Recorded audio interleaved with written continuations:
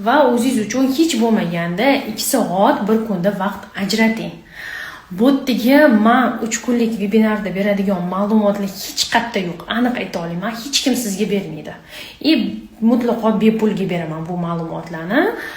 Sizdagi muammolar, ya'ni kasalliklarni kelib chiqish sabablarini ko'rib chiqamiz, ildizlarini va qaysi metodlar sizga yordam beradi, qaysilari bekorga vaqtingizni, pulingizni, sog'lig'ingizni oladi. O'shalar haqida gaplashamiz, razbor qilamiz. Jonli tarzda odzivlarni eshitasizlar, intim gimnastika o'zi nimaligini bilib olasizlar.